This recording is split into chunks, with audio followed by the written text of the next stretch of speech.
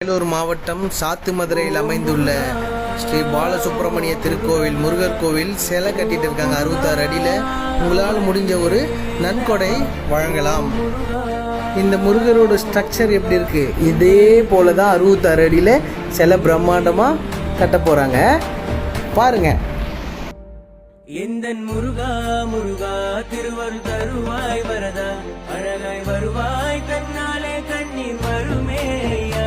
எந்தன் முருகா முருகா திருவரு தருவாய் வரதா